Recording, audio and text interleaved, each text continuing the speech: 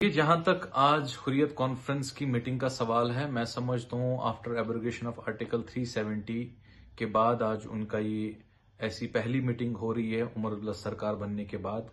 आपने देखा कि एक संकेत मिला जो परसों गगनगीर में एक टेरर अटैक जहां पर बेगुनाह नागरिकों की बेरहमी से हत्या की गई, जिसको हर एक सिविल ऑफ सेक्शन ने, हर किसी सोसाइटी ने कंडम किया और भारतीय जनता पार्टी ने भी किया। लेकिन कहीं ना कहीं जो 12 साल में हमारे प्रधानमंत्री नरेंद्र मोदी जी ने जम्मू कश्मीर के जो हालात है वो बदल दिए, अमन आया, टूरिज्म बढ़ गया, टेररिज्म खत्म हो गया।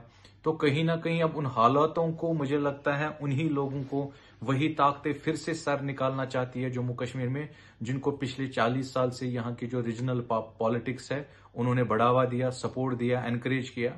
हमने कभी हुर्रियत कॉन्फ्रेंस को यहाँ पर कोई मीटिंग करने से रोका नहीं, लेकिन हमने कहा कि आज जम्मू कश्मीर अगर इतनी तरक्की कर रहा है तो उसी मुल्क के साथ, जो हमारा भारत मुल्क है, जो आज दुनिया के सबसे बड़े कंट्रीज के साथ शोल्डर टू शोल्डर काम कर रहा है, हम यहाँ पर कोई भी अन्य ऐसी एक्टिविटी नहीं होने देना चाहते थे जिसकी वजह से जम्मू कश्मीर का माहौल खराब हो रहा है। लेकिन मुझे लगता है कि अब आपको संकेत मिले हैं आर्टिकल 370 के बाद और सरकार बनने के बाद ही एक दहशतगर्दाना हमला हो गया गांदरबल में।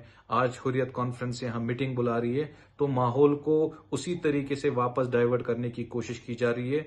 लेकिन हमें अपने प्रधानमंत्री जी पे पूरा यकीन है, जिस तरीके से उन्होंने 12 साल में जम्मू कश्मीर के जो हालात बदल दिए, जो अमन लाया, उसको वो बरकरार रखेगी और उन ताकतों को यहाँ फिर से सर नहीं निकालने देगी जो ताकतें जम्मू कश्मीर के अमन को खराब करेगी। उस इंसान, उस ऑर्गेनाइजेशन और उन लोगों के साथ वैसे ही निपटा जाएगा जो टेररिज्म को यहाँ सपोर्ट करेंगे, शेल्टर देंगे। जो एक टेररिस्ट के साथ सलूक होता है वही सलूक उन लोगों के साथ भी होगा। और यहाँ पर जो सिविलियंस किलिंग्स है वो नाकाबिले बर्दाश्त है, वो हम होने नहीं देंगे।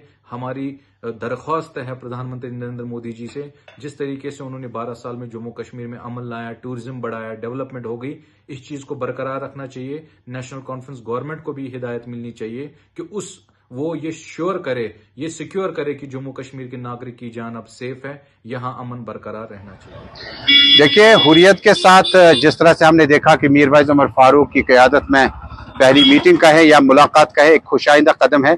और मुफ्ती मोहम्मद सईद साहब, महबूबा मुफ्ती साहिबा के ख्यालात, पीडीपी के ख्यालात यही कहते हैं कि जम्मू कश्मीर में तमाम तबकों को जो है उन्हें बातचीत का जो मौका है दिया जाना चाहिए। बड़ा खुशामदीद है कि और Jammu Kashmir Peoples Democratic Party इस बात को वेलकम करता है। मीरवाइज उमर फारूक साहब का इतना लंबा डिटेंशन नहीं होना था, अब चलो अब देर आए दुरुस्त आयत।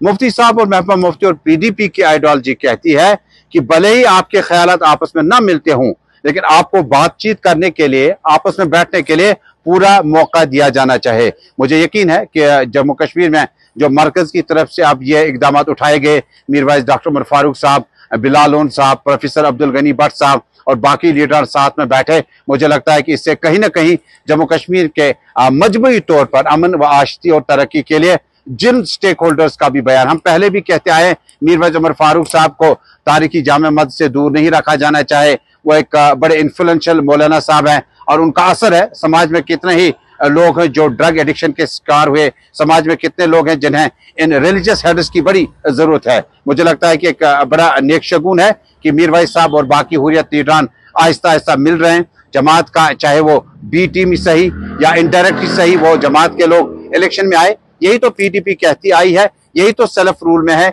यही तो मुफ्ती साहब का फलसफा है, यही महबूबा मुफ्ती की आइडियोलॉजी है। और सब मिलकर जम्मू कश्मीर के लिए, अमन के लिए, तरक्की के लिए और दोनों मुल्कों के बीच में बेहतर रिश्ता बेहतर करने के लिए इस तरह के इकदाम बहुत जरूरी है।